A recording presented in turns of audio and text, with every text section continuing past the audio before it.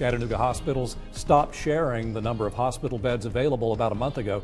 They said it was a fluid situation. But earlier this week, the U.S. Department of Health and Human Services released that information from hospitals all over the country. And our Mary Frances Hoots is outside Erlanger with more on what that means for us. Mary Frances. Well, David, the new report that was released was very detailed, gave a lot of information. It said it was talking about the number of hospital beds available versus the number that are being used and how many of those are occupied by COVID-19 patients. Now, they released that same data with ICU beds as well.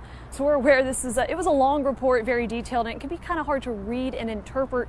So Thrive Regional Partnership, back in April, they released a COVID-19 dashboard, kind of breaking down some of the numbers in our area and making it easy for people to understand. So now they're thinking about adding some of this new hospital data that's become available.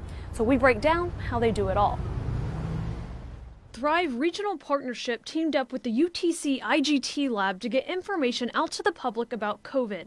The IGT Lab collected data back in March from 16 counties in the tri-state region to see how vulnerable certain groups are to the pandemic. Concise one-page reports that the IGT Lab built with community leaders across our 16 counties. The report showed them the most at-risk groups in the area. From there, they built a COVID-19 dashboard in April so people could know how their specific areas are being affected.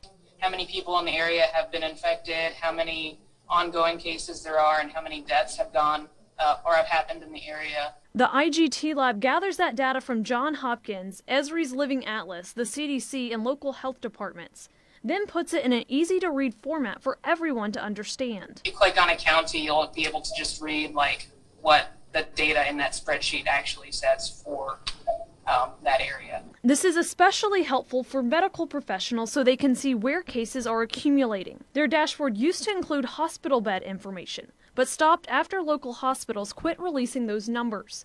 Monday, the U.S. Department of Health and Human Services released that data to the public. It revealed that in a 7-day average, 66% of staffed adult ICU beds at Hamilton Health in Dalton are being used for COVID patients, and 54% at Tacoma in Cleveland, compared to just 15% at Erlanger, showing that smaller hospitals are treating a larger proportion of COVID patients in their ICUs. The IGT Lab is looking at including this data in the dashboard as cases surge across the region. Rural counties that don't have as many medical resources, just having a count and inventory on that is going to be super helpful. Yeah. So we reached out to Erlanger CHI Memorial in Park Ridge to see if there was any concerns with the availability of hospital beds or staffing, and they all agreed that they meet the needs of the community at this time. And they also said part of the reason why they took away some of those hospital numbers and stopped releasing them is because they were kind of being taken out of context. For now, live in Chattanooga, Mary Frances Hooch, Channel 3 Eyewitness News. Thanks, Mary.